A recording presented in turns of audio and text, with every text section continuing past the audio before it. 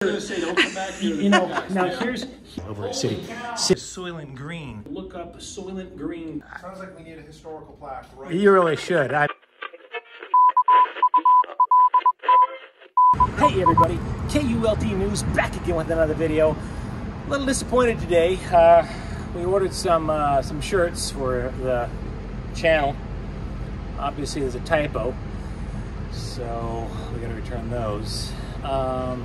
In all seriousness though, I want to make it clear that it's pronounced KULT News. We are not KULT News. It is KULT News. This isn't a cult. We're not drinking the Kool-Aid. So, today we are in Zanesville, Ohio. Now this is an interesting fact. Zanesville was actually the capital of Ohio from 1810 to 1812. Now, if the name Zanesville sounds familiar to you, perhaps it's because of a little incident that happened in 2011. October 18th, 2011, a man by the name of Terry Thompson allegedly set free 50 of his 56 exotic animals before committing suicide by shooting himself in the head. 911. Yeah, this is Mr. Copestock on Copestock Road, and we live next to Terry Thompson, and there's a bear and a lion out. There's a bear and a lion out? Yeah, right up behind us. I need an ambulance on standby. We have got Terry Thompson's bears and lions on the interstate. Oh boy. Lions and tigers and bears, oh my! And wolves were among the animals that escaped and were hunted by local law enforcement out of fear for public safety. Hi, this is Dr. Wolf from the wild. With a potential 56 animals on the loose, officers turned to staff from the local zoo for help. I'm sure you're familiar with Terry Thompson's animals? Yes. Okay. I need someone with a tranquilizer gun. Oh, man. We all just started to move.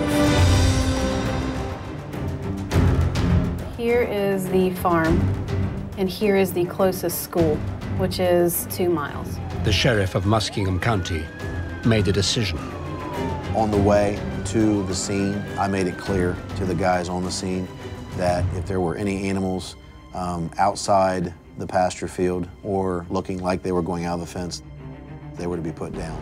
Rightfully so, I might add. I had to give the advice to shoot to kill the animals because the situation was too dangerous for both the sheriff's department and the public surrounding. Anything that's not contained is to be put down. More than half of those animals have been killed, lions, bears, sheep. When the media started reporting on the killing, public support for the sheriff's department began to wane. You've reached the Muskingum County Sheriff's Office. Stop shooting animals! You guys are outrageous! You don't fucking mind shooting animals with live rounds, you motherfucker! At one point, I was called up to deal with a big bear. I can remember aiming at that bear's head.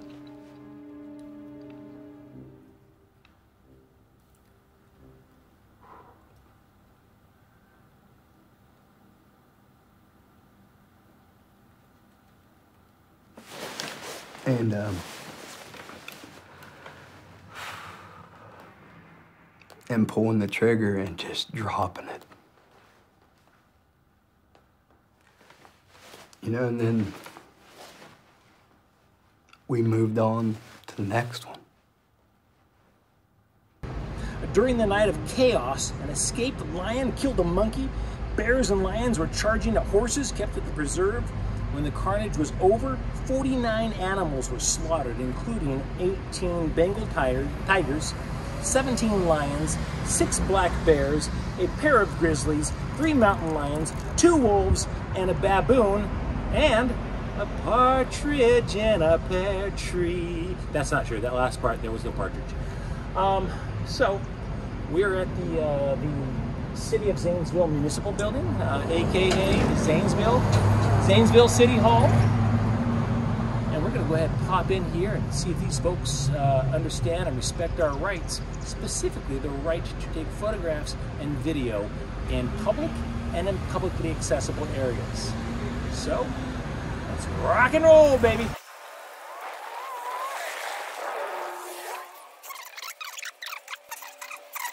There you go. It's our friendly reminder, etc. Yada, yada, yada. You know what? You know the words.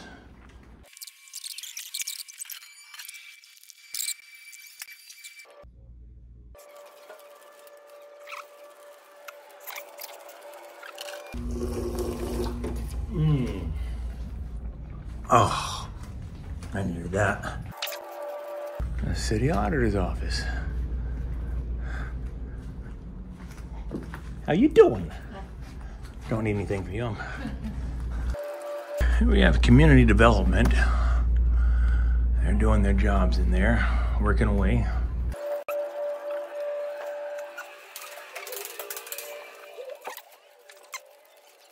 Oh, there's the mayor's office. Hello. Civil service.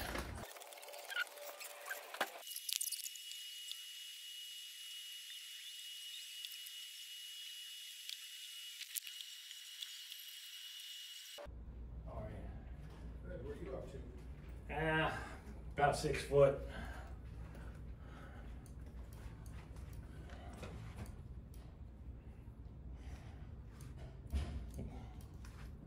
Have an appreciation for our floor, I see. It is very nice. I don't think you guys know what you're walking on here.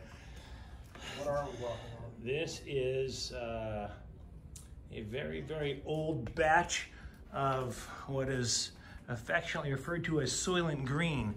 This is possibly, if you guys were to tear up all this tile and sell it, I don't know if they have the same tile upstairs, but you're probably looking at $100,000 worth of tile just in this area here alone. We hear these stories of people finding these rare cars in a barn or whatever that has 300 miles on it. That's what this tile is to the tile world.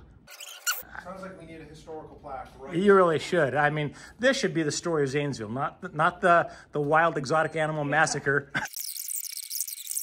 I get an appraiser in here, and I guarantee you they'd say 150,000 bare minimum. I mean, what would it cost to retile this?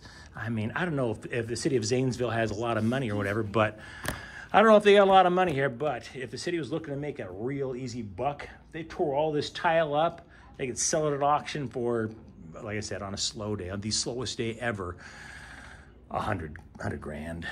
And what would it cost to retile this entire lobby? A couple thousand? Just talk to your insurance company and tell them to look up a Soylent Green tile. I'd measure this entire lobby and give them a call and say, we've been told we've got $100,000 on a slow day, maybe $300,000 on a good day, of Soylent Green tile in our entire lobby. I'm legit shocked you guys haven't had more people come in here because it's online. Oh, we're talking about it. Really? So I said, you know, I'm heading through Ohio. I mean, I could make a little detour and pop in and take a look at the tile. Let's see if it is actually. So yeah. Go get a pickaxe. I thought for sure. Say, don't come back here. You know, now here's a real tail sign right here. This tile right here. You see the little stripe right here.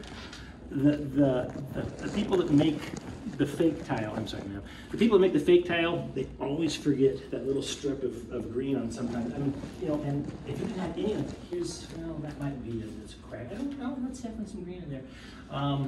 Yeah, they don't all have, all the red ones don't have it, but like this one does as well. Just that piece alone, I've seen one that size sell on the internet for $500. Holy cow, I gotta get a picture of this. No, This is like laminate. Laminate that's like made to look like. Absolutely. Let me see a picture of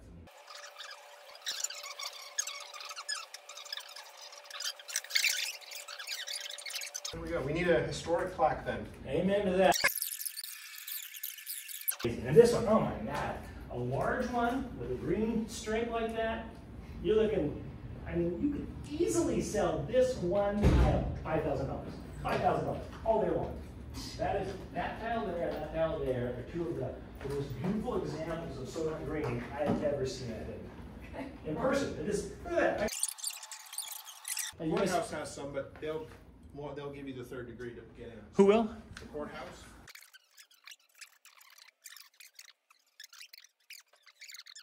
So kids, the moral of the story is this. When you go into a place and they don't seem to be losing their freaking minds over a camera or video camera, well then just have yourself a little bit of fun. In this particular case, popped in here, and of course, as you heard, the entire lobby is lined with Soylent Green. I mean, what are the odds of that, huh? In somewhat related news, I think these people would lose a trivia contest on pop culture. We all know what Soylent Green is, I assume.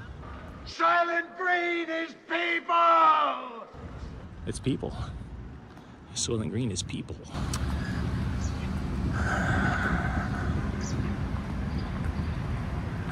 So the good folks at City Hall were friendly, albeit I gave them a wild story about their Soylent Green tile. And so maybe if I'd not said anything or not talked to them at all, they might have told me you can't be in here. But we'll never know now, will we? But I sure had fun. And that's what this is really all about. Well, that and exposing bad cops. But let's face it, exposing bad cops, it is fun. I mean, does it get any more fun than that? Who doesn't love to see a police officer get a good tongue lashing from somebody who knows the law? Huh?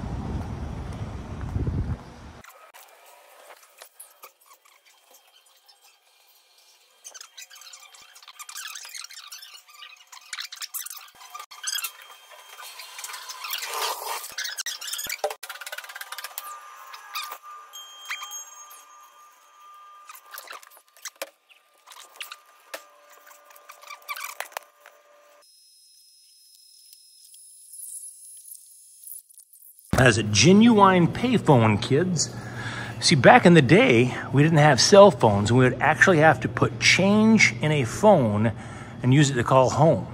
However, if you needed like a ride home from the mall, what you'd do is you'd call your mom collect. And when it said, please say your name at the beep, you just say, come pick me up. So you wouldn't have to actually put 25 cents in the machine to make a phone call. At least it was 25 cents when I was a kid. They're at least 50 cents now. You know, it might have actually been a dime when I was a kid. Hey, I gotta ask you, I saw it out here and it's super rare. Does that payphone work out here if you plug it in? I'm just curious. I don't know. I don't remember the last time I saw a payphone.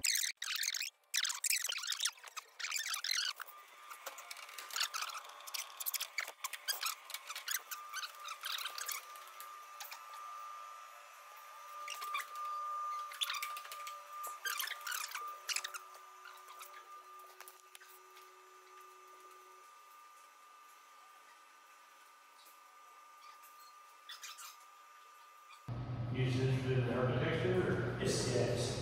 I've got a few things. Architecture, tile, carpet. You know, I was over at City Hall, and they have some of the, Zanesville used to be called the pottery capital of the world. Did you know that? Yeah. Pottery capital of the world. Their entire lobby, which is about the size of this, is lined with an insanely rare tile made by a pottery maker that dabbled in tile for 5 minutes. His pottery is worth a fortune. They have an entire lobby full of this tile that's it's called Soylent Green is the name that it's referred to as. And long story short, it's exceptionally rare because of what it's made out of. And I told the guys over there, one of the guys in I don't know, one of the departments over there, I said, you realize if you tore up this tile and you put in some regular tile, you could sell this tile in this foyer for $100,000 on a really, really bad day. If you're, there's tile auctions, and that's $100 grand on a bad day. It's probably realistically closer to $350,000. They have a fortune. I told him, I can't believe you guys are just walking on it. And this is the kind of tile that you see in a museum, and you guys are walking on it like it's no big deal. And he said, yeah, we had no idea. Oh, yeah. I said, yeah, your tile's worth a fortune. This, not so much. We were talking about it, and they said, oh, I think it's some fancy Italian stuff. Yeah, this is almost mass-produced. Not no, quite. That's what it was. When they originally designed the building, everything was going to be locally. They should have. Sourced. Had they done it, I suspect this guy, Lawrence Berber, who ironically, it's bizarre. Lawrence Berber, his grandson, Gary Berber is the one that invented Berber carpet, and he originally made he accidentally invented Velcro in the process of making Berber carpet. And it's a long story. He's a professional kitten juggler, which was a thing back then, and he was trying to make some gloves that he could juggle the kittens with, where he wouldn't actually, like, they wouldn't stick to his hands. Velcro did not work. A few cats got injured with that, but the Berber gloves actually were good for kitten juggling. And that guy, Gary Berber, is the one that trained, I kid you, this is bizarre, trained Steve Martin in the movie The Jerk to juggle kittens without hurting them. Did you ever see The Jerk? The Jerk with Steve Martin is a scene where Steve Martin is juggling kittens, and people think it's, you know, CGI or whatever. They did not have CGI back when Steve Martin was doing that. He was juggling actual kittens and not hurting any of them, and it was legal back then, but it's illegal now. But yeah, so long story short, the guy that invented the Berber carpet actually invented Velcro. I mean, you can't make this stuff up. It's nuts. But anyways, I thought I'd come over here and check, because I was so in awe of the tile over at City Hall and what they had that they had no idea they had. I had to come over here and look and see if you guys have the same thing in the courthouse. Yeah, you know, it really surprises me how many people are unaware of Lawrence and Gary Berber and their life history. That kitten juggling situation there with the Jerk. I'm assuming you guys have all seen it, right? Real cats, but no cats are harmed in the making of that film. All thanks to Gary Berber, who personally trained Steve Martin on how to juggle kittens. Very cool. Very cool.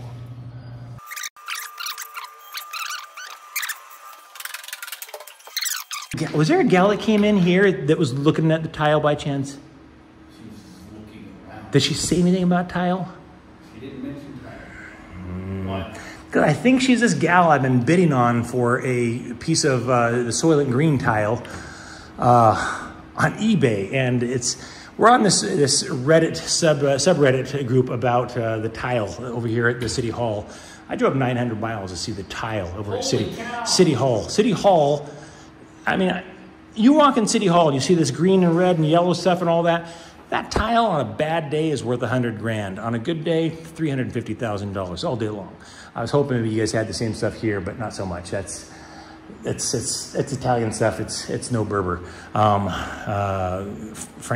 Lawrence Berber is the one that invented the Soylent Green tile, and it's because of what it's made out of. I mean, Soylent Green is exceptionally rare. It's not even legal anymore. I am 99% sure you cannot legally make Soylent Green tile because of the contents. Soylent Green is people! So, anyways, I don't know. I thought maybe you guys might have some here as well, but not so much. Not so much. Look at that, guys. See, for half a second, I was looking at this picture here. I thought maybe that was some more Berber tile.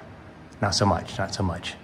So, anyhow, but yeah, I'm pretty sure that blonde gal that was up there is the same weasel that's been trying to outbid me on a piece of Berber tile. I'm going to wind up paying probably $700 because of her.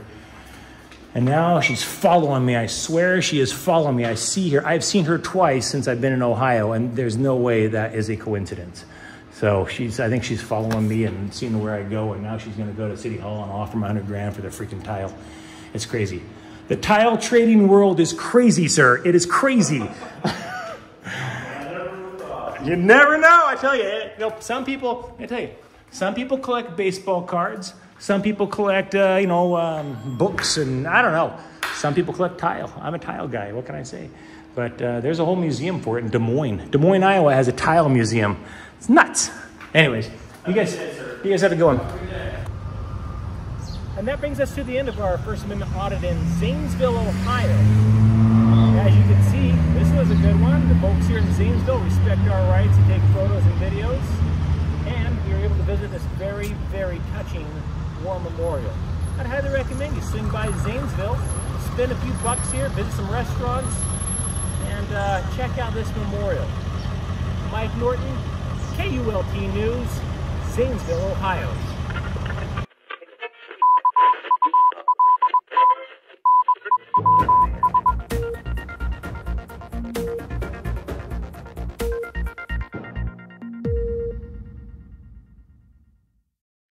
there be a God that would let this happen?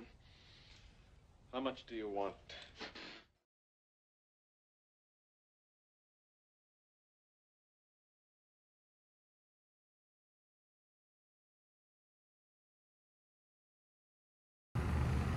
This is downtown Zanesville, and they have one of the most unique memorials to fallen soldiers I think I've ever seen. I want to share this with you guys because I found this.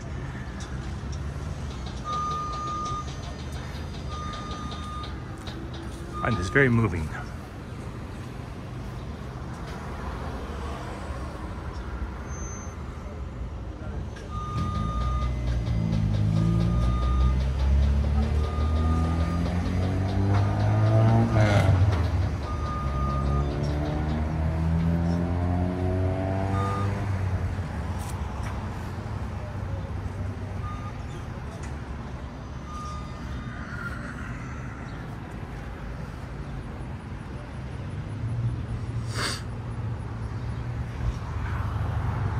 I would like to thank the servicemen